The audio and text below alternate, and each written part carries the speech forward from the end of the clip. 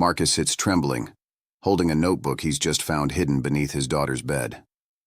His hands shake as he reads Catherine's handwriting, detailed medical observations he never knew existed. His face goes pale. "She was trying to help," he whispers, realizing he pushed away the one person who understood. Behind him, his daughter is still seizing.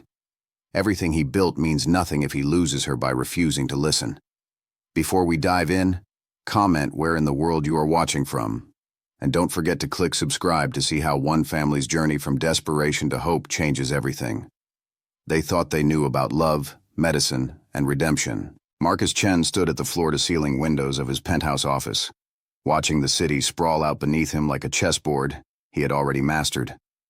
At 52 years old, he had built an empire from nothing, a pharmaceutical company that dominated markets across 3 continents.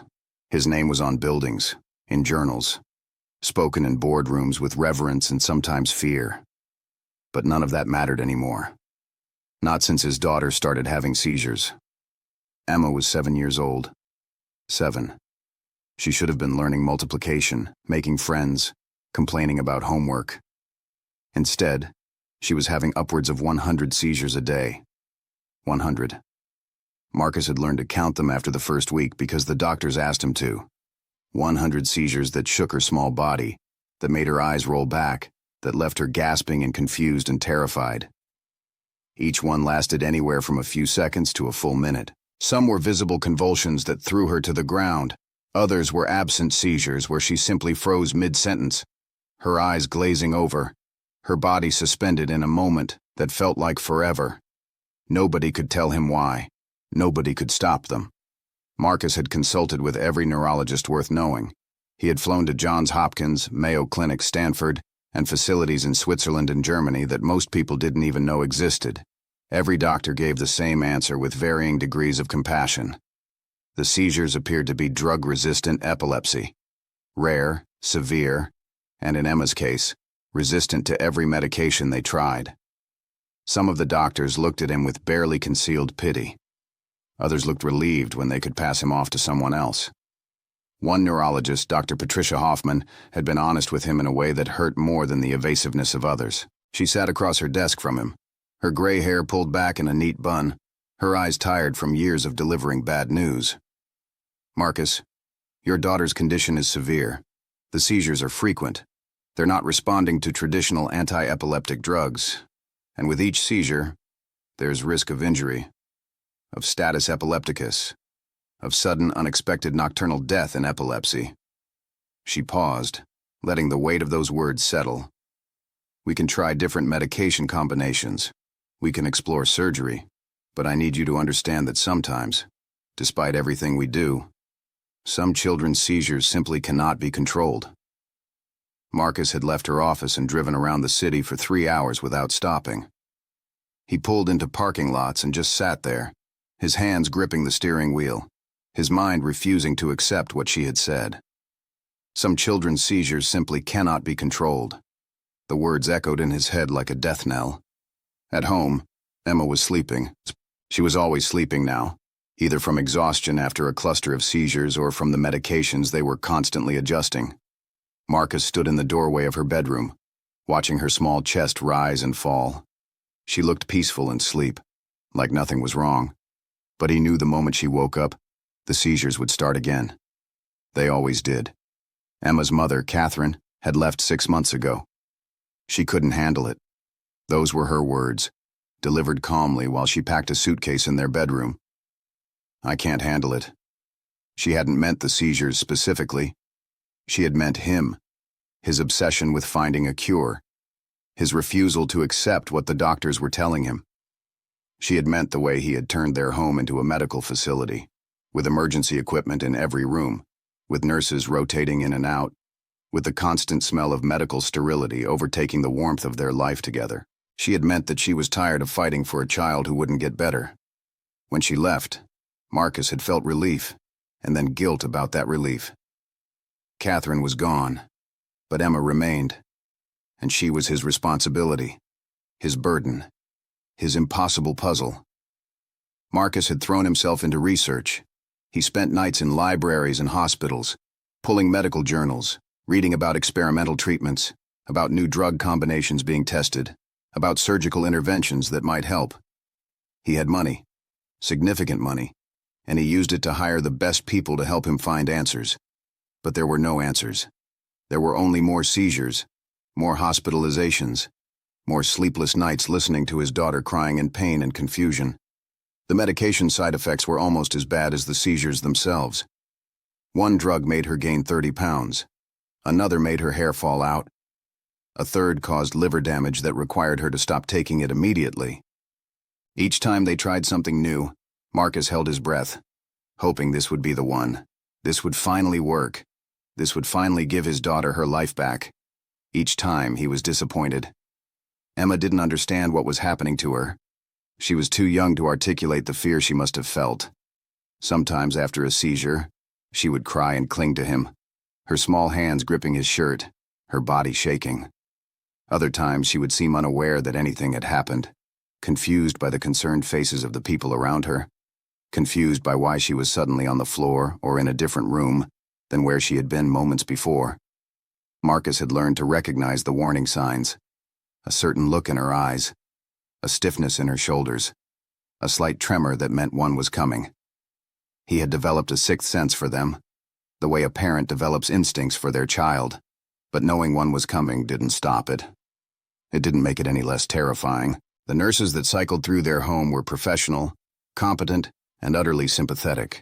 They had protocols they followed, medications they administered, vital signs they monitored. But they went home at the end of their shifts. Marcus didn't. He remained, watching his daughter, waiting for the next seizure, unable to prevent it, unable to stop it, unable to do anything but witness it and try to keep her safe. The turning point came on a Tuesday. Marcus had hired a new housekeeper, a woman named Aisha Williams. She was competent and quiet, which was what he needed. His previous staff had all been unable to handle the intensity of the household, the medical equipment, the constant vigilance. Most quit within 2 weeks. Aisha had been with him for 2 months now, the longest any housekeeper had lasted. She didn't ask questions about Emma's condition. She didn't offer unsolicited advice about treatments or prayer or healing crystals.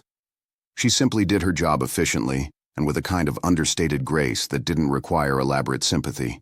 On that Tuesday, Marcus was in his office reviewing quarterly reports for the company. He wasn't fully focused on the numbers. Part of his attention was always on the monitor connected to the camera in Emma's room. She was supposed to be napping. The housekeeper had settled her into bed 20 minutes ago. Marcus watched the screen periodically, checking in, making sure she was still breathing, that nothing was wrong. At one point, he saw movement. Emma was waking up. He tensed, waiting for the seizure that would inevitably follow. But it didn't come. Instead, he saw Aisha entering the room with a soft, almost silent tread. She didn't startle Emma. She moved to the side of the bed and simply sat down on the floor, out of Emma's line of sight but present. She began to hum. It was a low, gentle sound, a lullaby Marcus didn't recognize. Emma didn't move. She didn't speak. But her body, which had been trembling slightly in that pre-seizure state, gradually relaxed. The humming continued, steady and calm. Marcus watched, transfixed. Minutes passed. The seizure didn't come. Emma's breathing deepened. Her eyes, which had been darting around anxiously, stilled. And then, without any warning or build-up, Emma spoke. Her voice was small and uncertain, but clear. "Aunt Aisha, can you stay? Aunt Aisha." Emma didn't have an Aunt Aisha, but somehow she had given the housekeeper a name, a role, an identity beyond just the person who cleaned the house. Marcus saw Aisha's shoulders shift. When she responded, her voice was warm and certain. "Of course, baby. I'm right here." The humming resumed. Emma closed her eyes. And she fell asleep. No seizure. No convulsion. No emergency. Just a child falling asleep to the sound of someone's voice. Someone's presence. Someone staying. Marcus sat back in his chair, his mind struggling to process what he had just witnessed. He replayed the footage again, then again. The change in Emma's physical state was undeniable. The pre-seizure tension that typically built until the seizure itself occurred had simply dissolved. He didn't believe in miracles. He was a man of science, a man who had built his fortune on research and data and proof. But he couldn't deny what he had seen. The next morning, Marcus called Aisha into his office. She came quietly, her posture respectful but not submissive. She wore a simple blue uniform, and her hair was pulled back neatly. Her face was calm, showing no anxiety about being summoned by her employer. Marcus gestured for her to sit. "I want to know what you did yesterday," he said. "I saw Emma before a seizure, and then afterward. It didn't happen." The seizure didn't happen. Aisha sat down slowly, her hands resting in her lap. She didn't rush to answer. When she spoke, her voice was measured. "I was just humming." She paused. "My sister had seizures when we were kids. Not like Emma, not that many. But I learned that sometimes calm helps more than panic. I don't know if it works for everyone. Maybe it was just a coincidence that it worked for her yesterday." Marcus leaned back in his chair, studying her. "It wasn't a coincidence. Tell me about your sister." Aisha was quiet for a moment, and Marcus saw something shift in her expression. A door opening onto her private life, her past, things she clearly didn't usually discuss with employers. "My sister was 5 when she started having seizures," Aisha said. "My mama didn't have money for doctors. We didn't even know what was happening to her at first. We just knew she would fall down sometimes, and her body would shake, and we were all terrified. One day my grandmother came to stay with us, and she did what my people had always done. She just sat with us. She sang, she hummed. She kept us calm. The seizures still happened, but somehow they seemed less scary. My sister eventually grew out of them by the time she was 10. Aisha looked at Marcus directly. "I don't know if it was the humming or just time or something else, but I know that fear makes everything worse." Marcus nodded slowly, turning this information over in his mind. He was a scientist. He needed data, research, proof. But he also was a father desperate for anything that might help his daughter. "Did your sister ever try any medications?" he asked. Aisha shook her head. "Like I said, we didn't have money for doctors. We did what we could with what we had." "That's not typical," Marcus said, and he heard the dismissal in his own voice.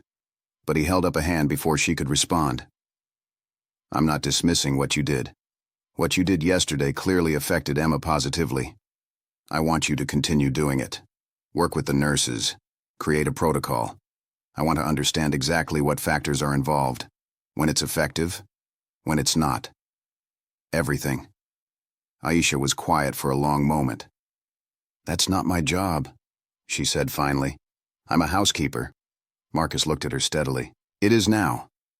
I'll pay you an additional salary to work specifically with Emma, focusing on creating a calm environment and implementing whatever approach you used yesterday.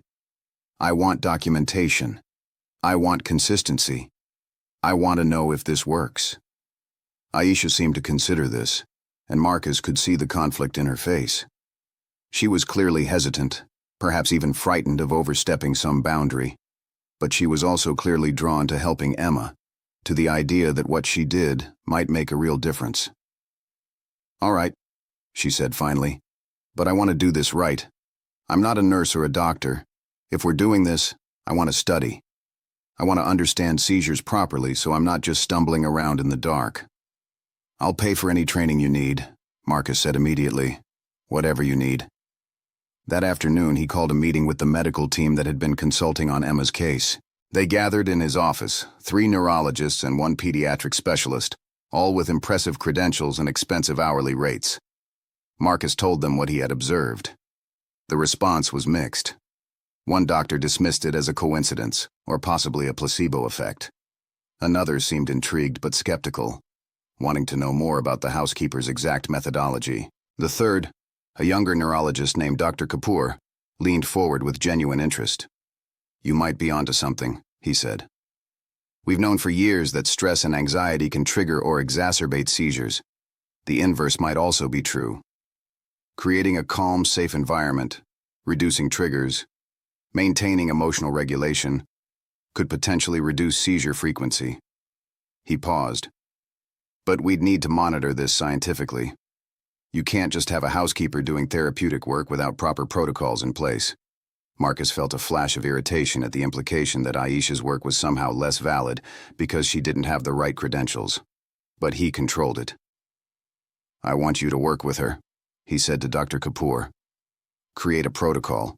Monitor Emma's seizure frequency before and after implementing the methodology. I want baseline data, daily tracking, everything." Dr. Kapoor nodded. "I can do that. But I'm not going to promise miracles. Sometimes seizures are just seizures." Marcus understood. He didn't expect miracles. But he also understood that sometimes the most important breakthroughs came from unexpected places, from people who weren't bound by traditional ways of thinking. Over the next week, Aisha and Dr. Kapoor worked together to develop a comprehensive approach. They studied Emma's seizure patterns, identifying triggers. They discovered that Emma's seizures often intensified in the late afternoon and evening. They noticed that loud noises, sudden movements, and changes in routine increased frequency. They observed that certain times of day, specifically early mornings and late afternoons, showed different patterns. They began building a protocol around this information. The humming remained central to it, but they added other elements. Consistent meal times, reduced stimulation from screens and bright lights, a specific routine before bed, periods of quiet time scheduled throughout the day, physical touch, gentle and predictable, that helped ground Emma when she began to show signs of an oncoming seizure. Aisha implemented these changes with quiet confidence. She wore soft colors, spoke in measured tones, moved deliberately. She created a kind of sanctuary around Emma, a bubble of calm in the chaos of the medical emergency that Emma's life had become. And slowly, incrementally, the seizures began to decrease.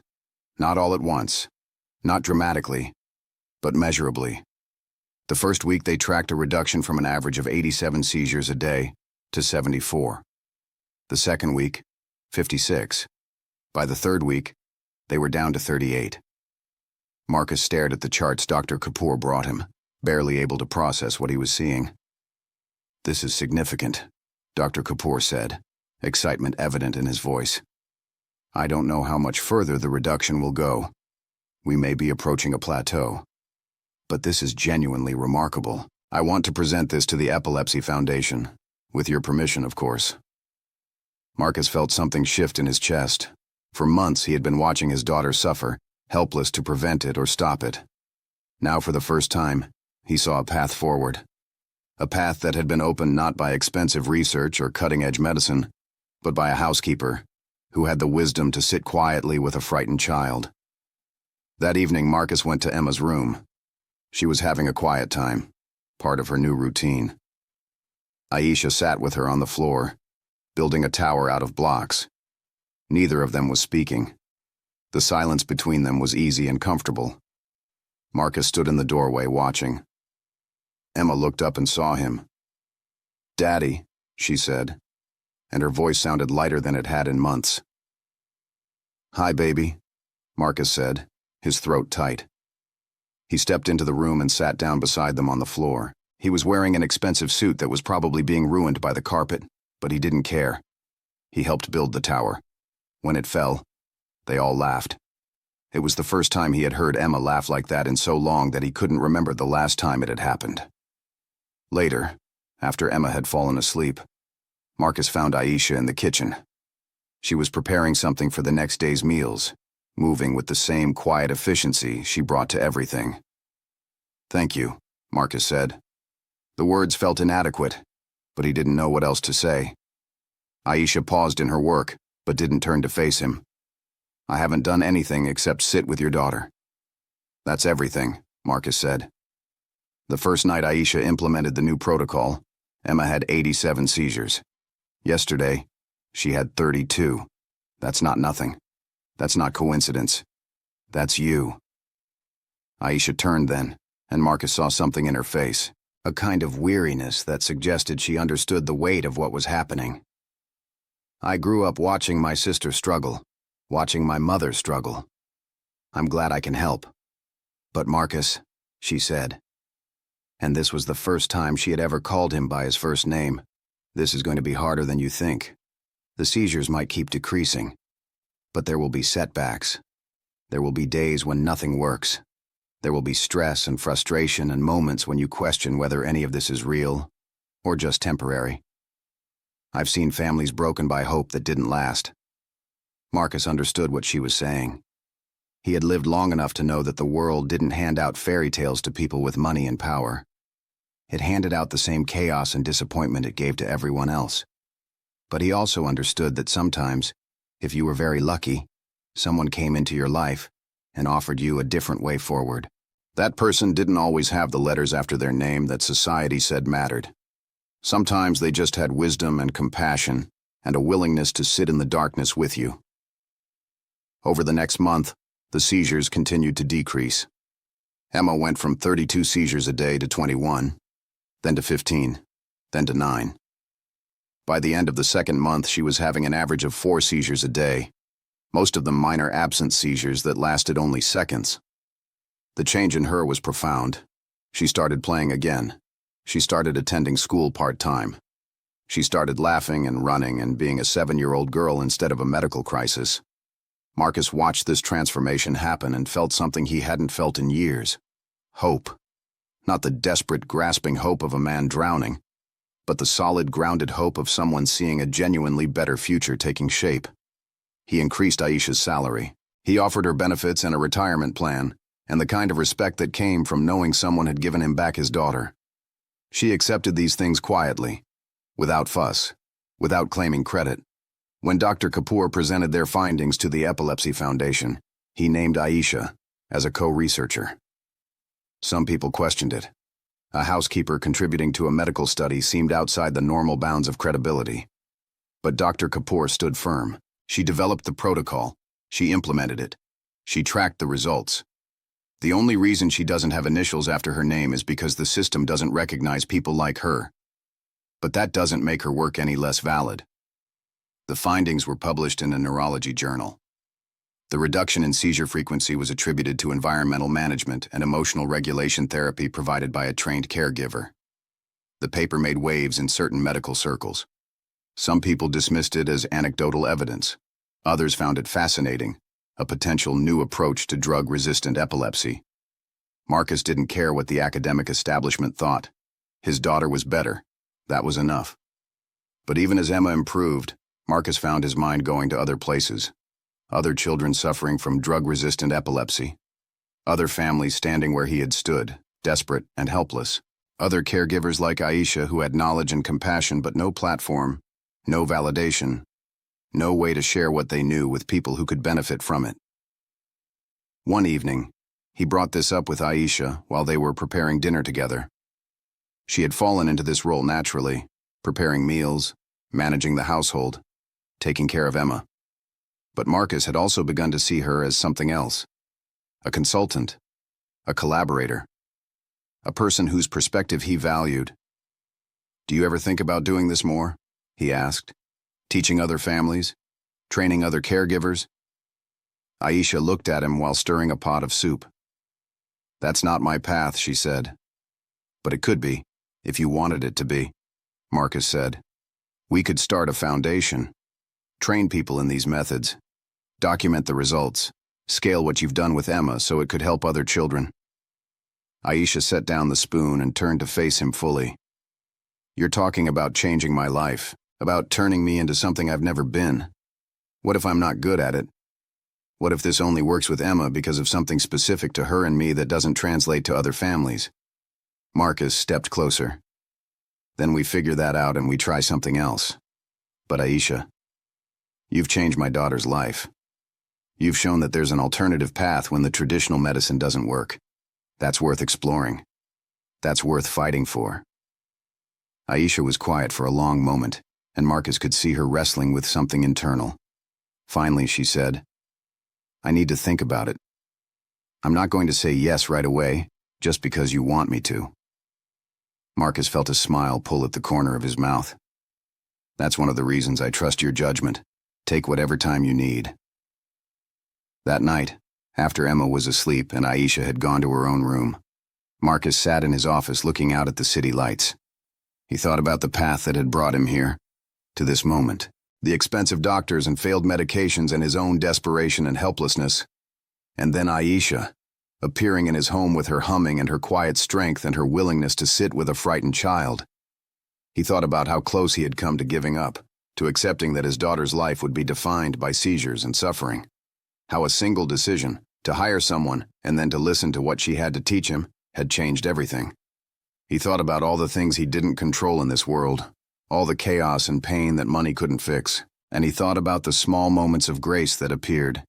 If you paid attention, if you were willing to learn from unexpected places, if you could set aside your ego and your credentials and your need to have all the answers. Marcus picked up his phone and called Dr. Kapoor. "I want to fund a research initiative," he said without preamble, "into environmental and emotional interventions for drug-resistant epilepsy. I want Aisha Williams trained and brought on as a lead researcher. I don't care if it's unconventional. This is what I want to do." Dr. Kapoor was quiet for a moment. Then she said, "Yes, this is worth doing. I'll help make it happen." Over the next few months, the foundation took shape. Aisha began working with Dr. Kapoor and a team of neurologists and psychologists to formalize the protocols they had developed with Emma. She went back to school, earning certifications in neuroscience and therapeutic practice. She was smart and hungry for knowledge in a way that made it clear she had always been capable of more than housekeeping, but had simply needed an opportunity. Emma continued to improve. The seizures became less frequent and less severe. She enrolled in a regular school class. She made friends. She played soccer. She had the childhood that had been stolen from her by a mysterious neurological condition. Marcus watched this happen and felt the satisfaction of a man who had finally figured out how to use his power for something that actually mattered. But underneath the satisfaction, there was something else. A growing awareness of Aisha that went beyond employer-employee, beyond gratitude, beyond professional respect. He noticed the way she moved through the world with grace and quiet confidence. He noticed her intelligence and her humor and her compassion. He noticed that when she smiled, it changed her whole face. He tried to ignore it. She worked for him. There was an inherent power imbalance. It would be inappropriate and wrong. But ignoring didn't make it go away. It only made it more complicated. The weeks that followed were complicated. Marcus found himself in constant internal negotiation, trying to maintain professional boundaries while his feelings for Aisha deepened with every interaction. He told himself it was gratitude. It was admiration for her work. It was respect for her intelligence. But late at night, when he sat alone in his office, he knew he was lying. Emma seemed oblivious to the subtle tension between them. She was thriving in ways that exceeded everyone's expectations. Her seizures had stabilized at an average of 2 per day, down from the original 100. More importantly, the character of the seizures had changed. They were now mostly minor absence seizures, lasting just a few seconds, barely noticeable to someone not trained to spot them. She was in school full-time. She had a best friend named Sophie. She talked constantly about the soccer team she wanted to join and the birthday party she wanted to have at the skating rink. She was living the life of a normal child, the life that had seemed impossible just months ago. One afternoon, while Marcus was reviewing foundation documents in his home office, Emma burst through the door with the kind of energy that still surprised him every time he saw it. "Daddy," she said breathlessly. "Daddy, can I ask you something?" "Of course, baby," Marcus said, setting down his papers. "What's on your mind?" Emma climbed into his lap with the unconscious trust of a child who had learned that her father would always have room for her. She was getting too big to sit there, he thought. Soon she'd be too old for this. He wrapped his arms around her. "I've been having bad dreams," she said. "Dreams about the seizures. Dreams about when I was really sick." Marcus felt his chest tighten. "What kind of dreams?" he asked carefully. "Dreams where I can't stop shaking and nobody can help me and everyone is scared," Emma said. "But then Aunt Aisha comes and she hums and everything is okay." She paused. "Daddy, am I getting sick again?" "No, baby," Marcus said firmly, kissing the top of her head. "You're not getting sick again. The seizures are getting better and better. You're going to keep getting better." "But the dreams," Emma said, her small brow furrowing. "The dreams scare me." That night, after Emma was asleep, Marcus found Aisha in the kitchen preparing tomorrow's meals. This had become their routine. These quiet moments after Emma was asleep when they could talk without the complexity of being watched. He told her what Emma had said about the dreams. Aisha didn't seem surprised. "That's normal," she said. "Trauma leaves marks even when the physical symptoms improve. It's still in her nervous system." She paused in her work. "We should create a bedtime protocol specifically for managing anxiety around the dreams. I've been reading about guided visualization and something called cognitive processing therapy for children. They're designed to help integrate traumatic experiences." Marcus listened, watching her work. She had changed so much in the past few months. When she had first come to his home, she had been quiet, almost invisible, moving through the house like a ghost. Now she carried herself with a different kind of presence. The confidence that came from knowing your work mattered, from using your mind and your skills to change lives. It was transformative to watch. "I want to do more," Marcus said suddenly. "More than the foundation. I want to fund research, real research, multiple sites, multiple families, long-term studies. I want to validate what you've discovered so thoroughly that the medical establishment can't dismiss it." Aisha looked at him, her hand still in the sink. "That's ambitious." Marcus moved closer. "I have the resources. More importantly, I have the motivation. My daughter is alive and thriving because of your insights. Other children are suffering right now," Marcus said, echoing Aisha's own earlier thoughts back to her. "Other families are where we were. If we can scale this, if we can prove these methods work, we could change epilepsy treatment worldwide." Aisha turned to face him, her hands dripping with soapy water. "That's a big responsibility." "It is," Marcus agreed. "I wouldn't ask you to carry it alone. I want to be your partner in this. Not your employer, not your financial backer. Your partner." The words hung between them, heavy with unspoken meaning. Aisha dried her hands carefully before responding. "Marcus, I need to be direct with you about something. There's a dynamic between us that's complicated. You employed me. You helped elevate my career. You paid for my education. There's a power structure there that can't just be ignored because we both want it to go away." Marcus felt something in his chest shift. He had been thinking about this constantly, which meant she probably had too. "I know," he said. "I've been thinking about how to address it." "There's only one way to make it actually balanced," Aisha said. "I need to be independent of you financially. I need to build my own credentials, my own platform, my own authority. Not as someone you created, but as someone who stands beside you as an equal." "What does that look like?" Marcus asked. Aisha was quiet for a moment. "I've been offered a position," she said finally. "At Johns Hopkins. They want me to head a new division focused on non-pharmaceutical interventions for drug-resistant epilepsy. It's a real job with a real salary and real independence. I've been thinking about accepting it." Marcus felt something inside him drop, but he pushed the feeling down and instead asked, "When would you start?" "In 3 months. After I finish the current research protocols and make sure there's a transition plan for Emma." Aisha paused.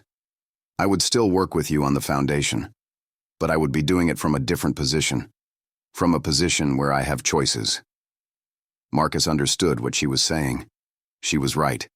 The power dynamic had been real, even if they both wanted to ignore it. For anything between them to be real, she needed to be free, even if that meant she might choose to leave. "I think you should take the job," he said. "I think you should take it and never look back if that's what you want to do." "But Aisha," he said, stepping closer, "I also want you to know that I'm serious about what I said. About being partners. I'm going to step back from the foundation temporarily. I'm going to bring in other board members, people who don't know me, who won't be biased by my money or my connection to this story. When you come back to work with the foundation, you'll be coming back as its actual director, not as something I created." Aisha's expression softened. "That's a good plan. Marcus, that's the right plan." She looked at him with something that might have been affection, might have been respect, might have been both. "Let's do this the right way." Over the next 3 months, a lot happened. Aisha formally accepted the Johns Hopkins position. She began training her replacement for Emma's day-to-day care. She worked with Marcus to formalize the foundation's protocols and bring in new board members who could provide oversight and credibility. And slowly, subtly, the dynamic between them shifted. Without the employer-employee relationship hanging over them, they could interact differently. They went to coffee together. They attended medical conferences. They worked late into the night on research papers, sitting beside each other, their shoulders occasionally brushing. There was flirtation, careful and tentative, like two people learning a new language. Emma noticed the shift immediately. One evening, while Aisha was helping her prepare for bed, Emma asked, "Are you going to be my mommy?" Aisha paused in braiding Emma's hair. "What makes you ask that, sweetheart?" "Because you're always with Daddy now and you're always here, and I heard you tell Sophie's mom that you love us," Emma said with the innocent logic of a 7-year-old. "Your daddy is a very special person," Aisha said carefully. "And I care about him very much. I care about you very much too. But I can't be your mommy. Your mommy is your mommy, wherever she is. I can be something else, though. I can be someone who loves you and takes care of you and is always here for you." That seemed to satisfy Emma, at least for the moment. But it planted a seed in Marcus's mind that he couldn't ignore. He wanted Aisha in his life, not just professionally, not just as a collaborator. He wanted her as a partner, as part of their family. He was going to have to figure out how to say that. The moment came unexpectedly on a Saturday afternoon when Emma was at a birthday party and they had the house to themselves. Marcus found Aisha in the garden, reading research papers on a tablet. He sat down beside her on the bench without preamble. "I'm going to say something," he said, "and I need you to just let me say it without interrupting. I'm in love with you. I think I have been for a while, probably since the moment you hummed that first lullaby and Emma didn't have a seizure. I've tried to ignore it. I've told myself it wasn't appropriate. I've tried to move past it. But I can't. And I don't want to anymore." Aisha didn't speak for a long moment. She set down the tablet and looked at him. "Do you have any idea how terrifying this is?" she asked finally. "What if I screw this up? What if we're better as colleagues than we are as partners? What if it ruins the foundation? What if it hurts Emma?" Marcus reached for her hand. "I don't have any guarantees. I can't promise you it will work. But I can promise you that I'm not scared of the risk. I've been scared of a lot of things in my life, and the only ones I've ever regretted were the ones I was too afraid to take." Aisha looked down at their joined hands. "When I came to work for you, I was broken," she said quietly. "I was fired from my job because someone wanted to destroy me. I was working as a housekeeper because nobody would hire me after that. I had nothing. And then you gave me a chance. You believed in my ideas even when I didn't believe in myself.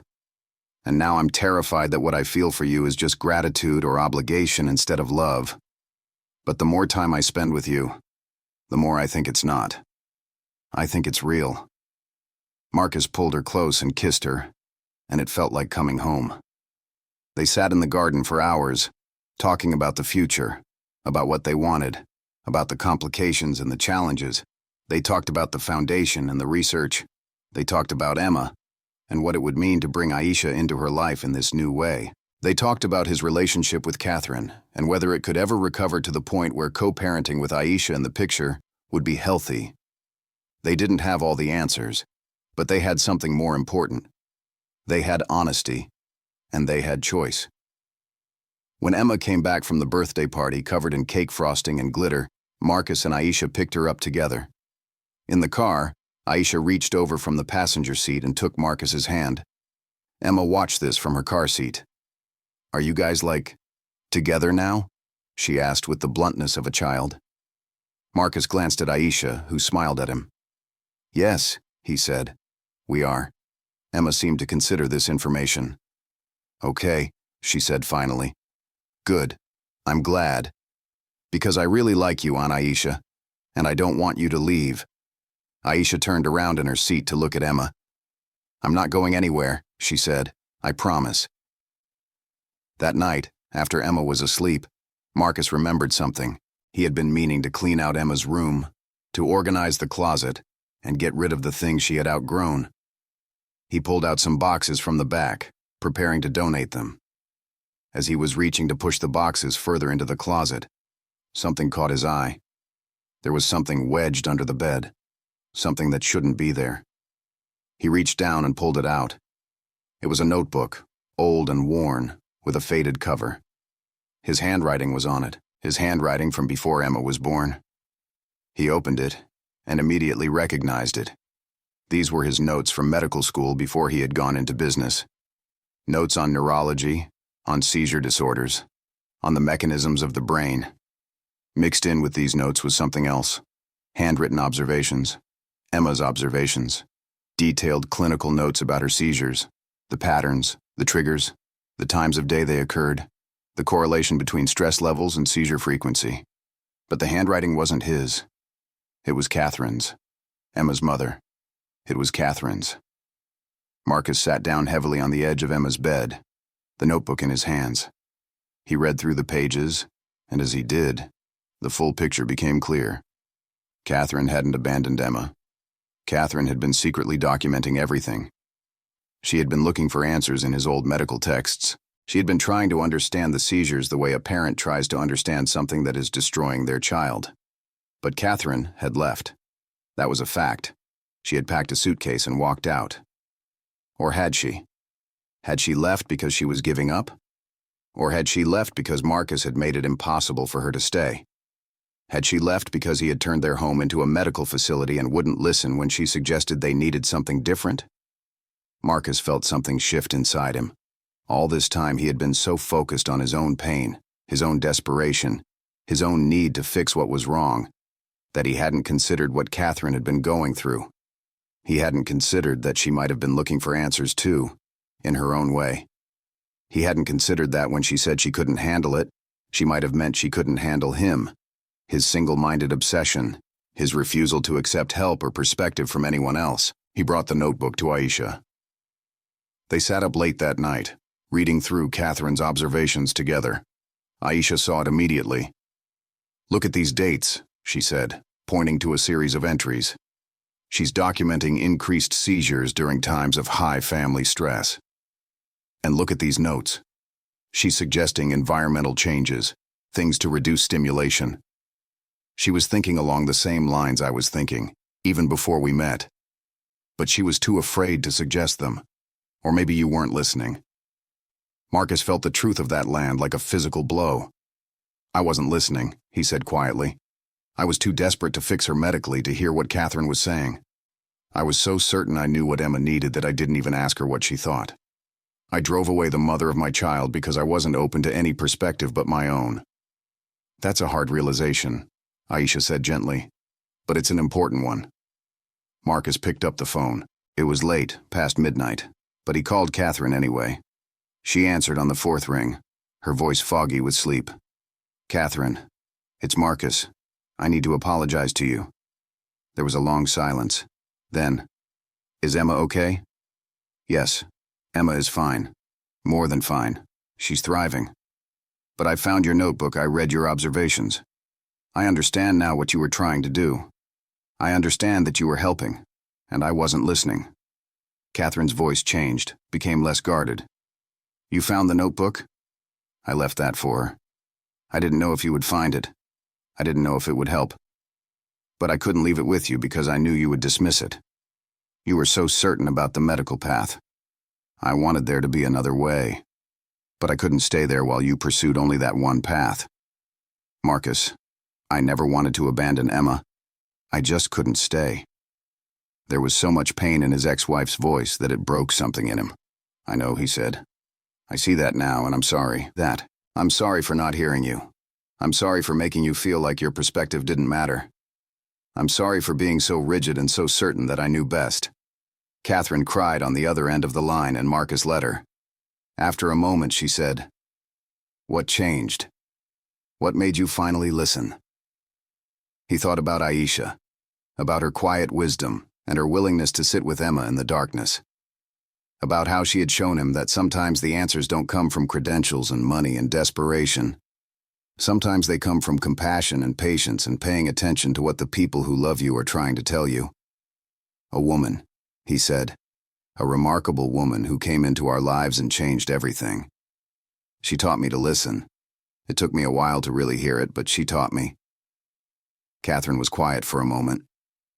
"That's good," she said finally. "I'm glad someone could reach you. How is Emma?" "Emma wants to know about you," Marcus said. "She asks about you sometimes, about you. She doesn't remember much about when you were here, but she knows you were her mother. That's enough. Marcus, I don't know if I can come back into her life. There's been too much time, too much distance. But I want to try. I want to know her. I want to see what she's become. Can that happen?" "Yes," Marcus said. "That can happen." They talked for another hour, making plans. Catherine was living in a different city now, starting over after the separation. But she was willing to travel. She was willing to be a part of Emma's life, in whatever way made sense. By the time Marcus hung up the phone, the sun was starting to rise.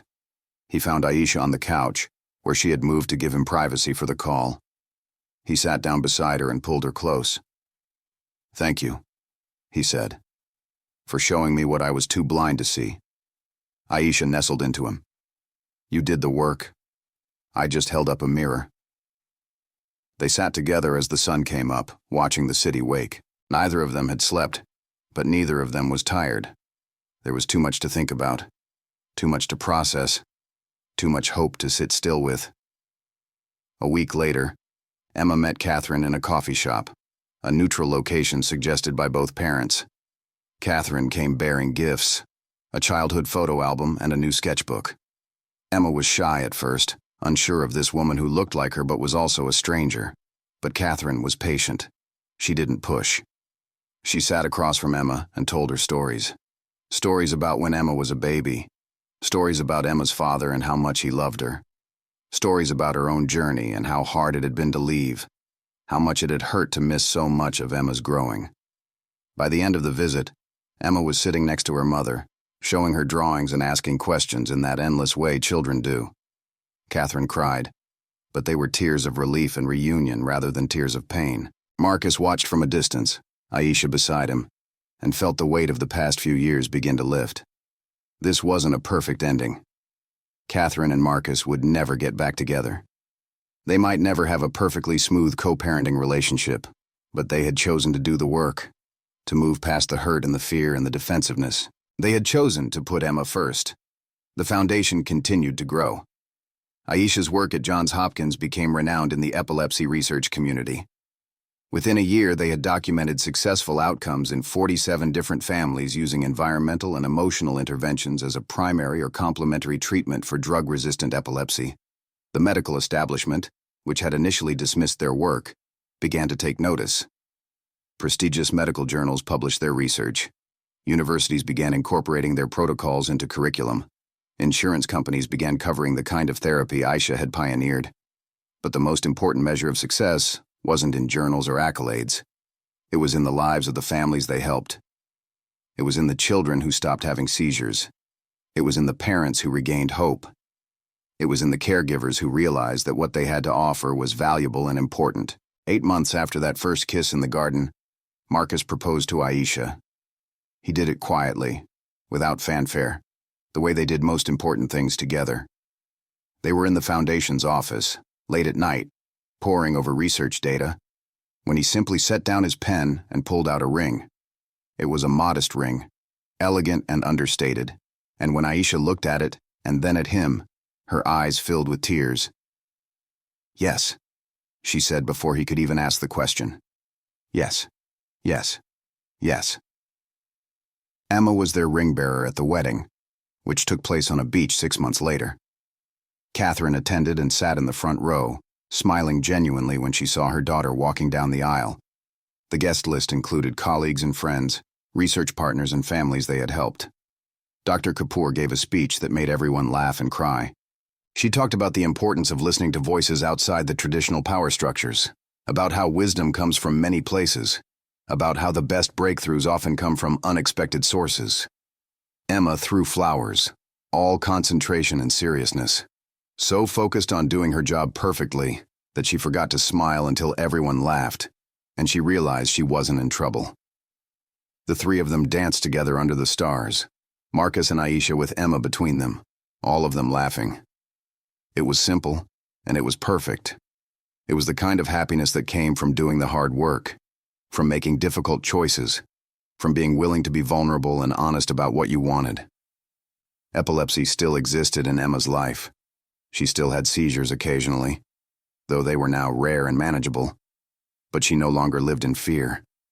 She went to school and played soccer and had sleepovers with friends. She was a normal, thriving child, and the fact that she still had seizures now and then was just part of her story, not the whole of it. The Williams Chen Foundation, named after both of them, grew into something larger than either of them had imagined. Within 5 years, they had helped hundreds of families. They had trained thousands of caregivers. They had changed the conversation around drug-resistant epilepsy from one of hopelessness to one of possibility. They had shown the world that sometimes the best medicine wasn't the most expensive, the most technological, or the most complex. Sometimes it was as simple as someone sitting with a frightened child and humming a lullaby. As for Marcus, the billionaire CEO who had once believed that money and power could solve any problem, he learned something different. He learned that the most important things in life couldn't be bought. They could only be earned through courage and vulnerability and a willingness to let other people teach you. He learned that the greatest gift he had ever received wasn't created in a laboratory or designed by engineers or sold by salespeople. It was created in the quiet moments when a woman with a painful past showed up anyway, in the strength of a child who survived something that should have broken her, in the redemption of people choosing to do better. Aisha had changed his life. But more importantly, she had taught him to change his own life. And that, Marcus realized, was the real miracle. Years later, when Emma was a teenager, she wrote an essay for school about the turning point in her life. She wrote about the seizures and the fear and the desperate, overwhelming sense that nothing would ever get better. She wrote about the day a woman came into her home and sat quietly on the floor, just being present, just humming, and suddenly the world didn't feel so scary. She wrote about her father learning to listen, about her mother finding her way back, about the power of people choosing each other even when it was hard. She wrote, "My epilepsy didn't disappear because someone found the right medication or the right surgery. It didn't disappear because my dad spent enough money, or my mom worried enough, or I was brave enough. It disappeared because the adults in my life learned to listen. They listened to each other. They listened to me. They listened to someone who didn't have a fancy degree, but had something more valuable: wisdom and compassion and the courage to do things differently. And that made all the difference." When Marcus read that essay, tears streamed down his face. He showed it to Aisha, who cried too. They held each other and thanked whatever force in the universe had brought them all together. Emma walked into the room and found them like that, embracing. She didn't ask questions. She just hugged them both, all three of them together in that tangle of family. This was what they had fought for, this moment, this peace, this love. And finally, after years of struggle and pain and fear and then hope and healing and happiness, Marcus understood what had truly happened. He had gone looking for a cure and had found a family instead. He had wanted to save his daughter and had ended up saving himself. He had tried to control everything with his money and his power and his intelligence, and in the end, he had learned to let go, to trust, to believe in the wisdom of people he had once considered beneath his notice. Emma's seizures had been the great crisis that changed everything. But the real cure had come from something much simpler. It had come from staying present, from listening to each other, from choosing love even when it was complicated and messy and required letting go of pride and control, from a woman who hummed a lullaby and changed the trajectory of all their lives. The story could have ended in tragedy. Emma could have remained locked in her seizures. Marcus could have remained locked in his desperation. Aisha could have remained invisible and unrecognized. Catherine could have remained estranged, outside their lives forever. But they had all made choices. They had all chosen courage. They had all chosen to show up even when it was hard. And because of those choices, because of that willingness to do the work, to be vulnerable, to listen, to change, they had created something beautiful. They had created a life worth living. They had created a family. And in that family, In the quiet moments when Aisha hummed and Emma listened and Marcus held them both, they found the greatest miracle of all. Not a cure for epilepsy, though that had come too. Not a solution to their problems, though that had come as well. But something more precious. They had found each other. They had found home. And it was more than enough. It was everything. 10 years after that first day when Aisha hummed a lullaby and changed everything, Marcus stood in the auditorium of Johns Hopkins University, watching his wife receive the prestigious Galian Foundation Prize for her groundbreaking work in pediatric neurology. Emma sat beside him in the audience, now 17 years old, no longer the frightened 7-year-old who couldn't stop seizing. She was tall and confident, with Aisha's grace and her father's intensity. She was applying to colleges and considering a career in neuroscience herself, inspired by watching her father's transformation and her other mother's rise to prominence. When Aisha walked across the stage to accept the award, she scanned the audience until her eyes found them. She placed her hand over her heart and smiled. A smile that held gratitude and love, and the memory of everything they had survived together. Marcus squeezed Emma's hand and felt his daughter squeeze back. The audience rose to give Aisha a standing ovation that lasted nearly 3 minutes. When it finally ended and Aisha returned to her seat between them, Marcus leaned over and kissed her forehead. "You did it," he whispered. "We did it," she corrected, taking his hand. "All of us." Later that evening, at the reception following the ceremony, they were surrounded by colleagues and admirers. Dr. Kapoor hugged Aisha fiercely. "I always knew you were the real genius here," she said with a laugh. "I was just the one who recognized it early." Catherine attended the reception too, now remarried and genuinely happy, but still invested in Emma's life and the work that had saved her daughter. She came up to embrace Aisha. "Thank you," she said simply, "for giving my daughter her life back, for giving Marcus the capacity to be better, for everything." Aisha hugged her warmly. "We all did this together," she said. "None of us could have done it alone." The Foundation's 20th anniversary gala happened a year later, and it became something of a celebration not just of medical breakthroughs, but of the power of human connection. Families whose children had been helped by the protocols gave testimonies.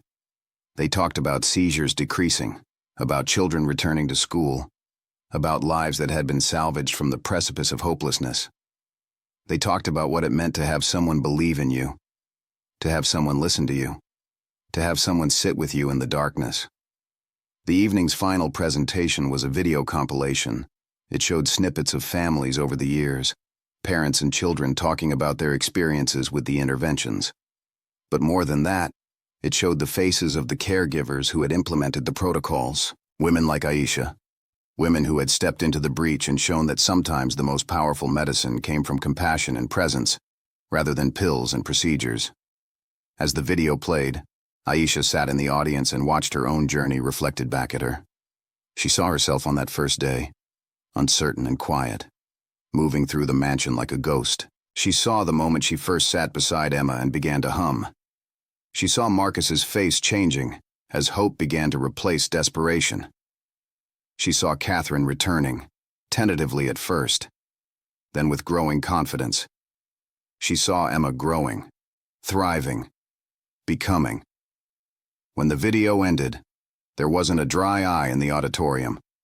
Marcus stood and pulled his wife to her feet, and the crowd rose with them, applauding not just what they had accomplished, but what they had endured to get there. Marcus had stepped back significantly from his pharmaceutical company over the years. He had brought in new leadership and remained as an advisor, but his true passion had become the foundation. The foundation that bore both his and Aisha's names. The foundation that had grown into a global network of clinics and training centers. The foundation that employed dozens of researchers and caregivers, all working toward the same goal that had driven it from the beginning, to help children and families suffering from drug-resistant epilepsy, to validate alternative approaches to treatment, to give hope where there had been only despair. But perhaps the greatest accomplishment wasn't measured in clinical outcomes or research papers or foundation funding. It was measured in the life of one little girl who had once had 100 seizures a day and now had almost none. It was measured in the reconciliation between two parents who had almost lost each other. It was measured in the rise of a woman who had been invisible and had chosen to become unforgettable. It was measured in a family that had been broken and had learned to love each other better. Emma graduated from high school valedictorian and decided to attend Stanford University on a full scholarship. Her speech at graduation brought the entire auditorium to tears. She talked about the importance of paying attention to the quiet people in your life, the ones who might have something valuable to say if you just stopped long enough to listen. She talked about the danger of assuming you know better, of letting your desperation or your ego override the wisdom of others. She talked about her father and how proud she was that he had learned to listen. She talked about her mother and how brave Catherine had been to walk away when staying would have meant disappearing. She talked about Aisha, calling her the woman who saved her life with nothing but humming and presence and faith in something that couldn't be proven yet. She talked about the three of them together, a family that didn't look like the family she was born into, but was infinitely stronger for having been deliberately chosen and carefully built. In the front row, all three of them cried. Marcus reached over and held Aisha's hand. Catherine sat on Aisha's other side and squeezed her shoulder. And in that moment, with their daughter speaking truth to a room full of people, they understood the full scope of what they had accomplished. They had done more than help Emma survive epilepsy. They had created a model for how families could survive their worst moments and emerge stronger. They had shown that redemption was possible. They had shown that listening was more powerful than knowing. They had shown that the greatest breakthroughs often come from the most unexpected places, from people who don't have credentials, but have something more valuable. Wisdom earned through living, compassion born from understanding, and the courage to try something different. Emma's essay from high school was eventually published in a medical journal, not as a patient testimonial, but as a genuine research contribution. The editors wrote that Emma's perspective on her own treatment and recovery offered insights that could only come from someone who had lived through the experience. Her observations about the importance of emotional safety and environmental management in epilepsy treatment became part of the Foundation's curriculum for training new caregivers. The essay was translated into 19 languages and became required reading in medical schools and psychology programs around the world. And everywhere it was read, it sparked conversations about listening, about respecting the knowledge of people outside traditional hierarchies, about the revolutionary act of believing someone when they said they knew something important. 20 years after Aisha first walked through the doors of Marcus's mansion, she and Marcus and Emma sat in the Foundation's state-of-the-art research facility, looking at data showing that their protocols had now helped over 5,000 families across 87 countries. The seizure reduction rates were undeniable. The success stories were overwhelming. The impact on the field of epilepsy treatment was transformative. But more important to Aisha than any of that was the fact that she belonged here. She belonged in this space of learning and discovery. She belonged among colleagues who respected her not because of who employed her or who had given her a chance, but because of the undeniable quality of her work. She had earned her place through courage and intelligence and persistence. She had become not just a woman who had been elevated by a wealthy man, but a woman who had elevated herself and brought others along with her. Finally, we've reached the end of this story. I'm extremely happy that you've made it this far. Thank you very much for watching. Comment below what you thought and what was the best or worst part. Don't forget to subscribe. Until next time.